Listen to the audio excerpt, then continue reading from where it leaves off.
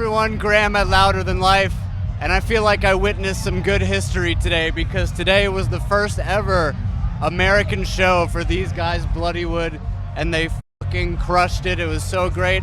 Guys, I arranged my entire interview schedule today around your guys' set because I knew I had to go see you guys, and it was so worth it. How was it up there? You look like you had a great time. Oh yeah, it was wild, man. Like it's been a month since we've been on stage, but when we see a crowd like that turn up and put out that energy despite the heat, we have no choice but to go at 1,000%, you know. So yeah, 0 to 100 or 0 to 1,000 real quick. It's been surprisingly 4 years in the making. Oh yeah. 4 years in the making. You know, US has been our biggest support base ever since we started.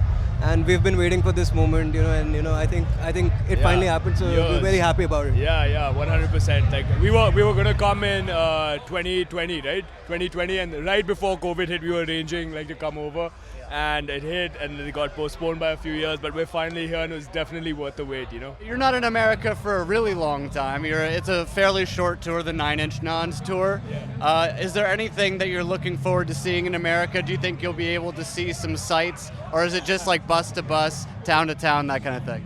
You got this one, bro. I'm already seeing a lot of Mustangs on the road, and I'm getting what I came here for. It's the cars and the trucks. They're amazing. Yeah. So yeah, that's me all day long. Yeah, no, it's like Karan said. We're soaking in whatever culture we can, but our schedule's so like grueling that we're gonna try and get all the rest we can. We're playing about 15 shows in 20 days, so we want to keep all the energy we can for the shows that we're playing. So like I said, whatever culture we can get, but it's all about the shows. I need to give you an essential piece of American advice while you're here for your travels, because you have to eat breakfast in America, right? So, in America, there are plenty of places to get pancakes. There's IHOP, there's Denny's. What the fuck is up, Denny's? But you gotta go to the original Pancake House, okay? Original Pancake House. They're a little more scarce than the other ones, but the pancakes are the best. So Original Pancake House. That's the name? Original Pancake House is the name. You gotta check that out. So put it in your phone if one's nearby. Go get those pancakes. We were actually introduced to the Master Tour app for the first time on this tour. We're just gonna tell our tour manager and put it in there. Be like, Original Pancake House. Gotta happen. Pancake House. We're coming.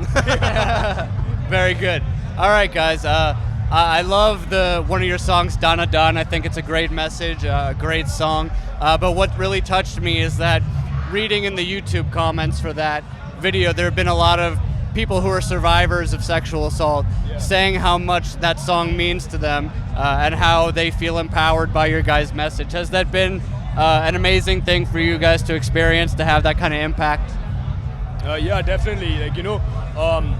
Every time, we try. The reason we put that particular track out, and whenever we try and talk about something, I guess something that people don't talk about very often, it's because it's just simply that. It's just that simple. It's like you have to talk about it because something needs to be said and something needs to be done.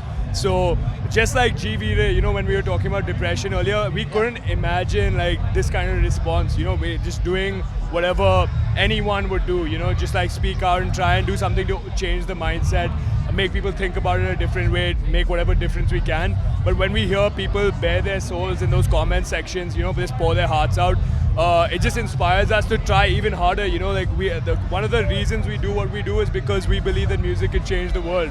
And comments like that, people, sharing their stories and their experiences, empowering each other, starting conversations in the comment section. There's nothing else you can ask for, So it's an amazing feeling. Yeah, like Rahul said, we've always, made music with a point of, making the world a better place. And with G-V-Ray, it was the first time we understood the power of music. It can really help a lot of people. Sometimes just to go through their day. Sometimes even it can even save their lives. So it's always it's an honor to have people pour their hearts out in the comment section, and it's not an easy thing to do, especially today. You don't get people being very open about things today on the internet. But it's always such a positive space to be in, and that's what I do. When I'm when I'm feeling down, I just go through the comments and it's just. That's such a good point, man. I do that too sometimes. I just like listen to it. You never told me about it. Yeah, I know. Like we get so inspired, man. It's unreal. You know, so many people are like, there's so many like powers at play. But it's just like music can be the outlier. You know, music can convey emotion. It can make people feel something. Everyone knows this shit is wrong. We're not saying anything new, but it's just about like feeling enough to do something about it. You know, so let's just hope for the best. We keep trying hard.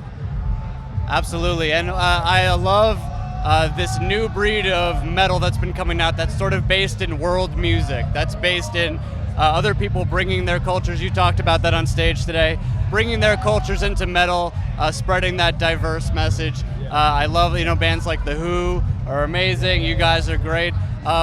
What does that mean for the world at large to be so diverse now when it comes to musical taste? I think Karan's got this one, man. He's the one who has the best music. Let's go.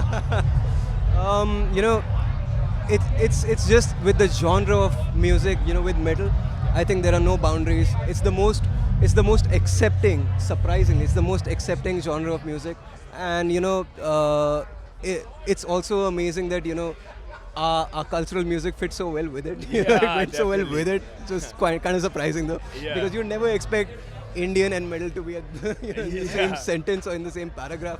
But yeah, it's working, and I see other bands do it too, and it's a great space to be in right now. It's great for bands from places that people haven't heard of.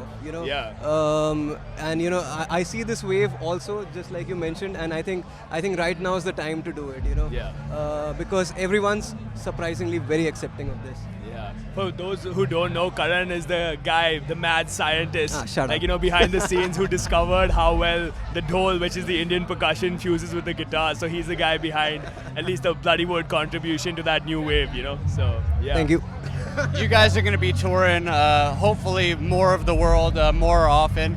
Do you see yourself continue to be based in India throughout your career, or do you think you might head to the States or otherwise? Honestly, we're just gonna go with the flow. It's just been a wild ride. Anything could happen. We'll never say no to any possibility, because our journey is a testament to the fact that you can't predict what's gonna happen. Like, it's the wildest things are coming true. In that sense. So we'll just take it as it comes, man. I'm sure we'll make the right move. Well, I love Japan, so. Yeah, Japan too. Yeah. Mad love for Japan. That's all I want to say. No context. All right, guys, thank you so much for being here with me. Thank you for the show today. You guys are a special band, I think, and I hope nothing but success. Hope to see you guys again very soon. Thank you very much, Bloodywood, everybody. Thank you so much, man. See you guys soon. All right.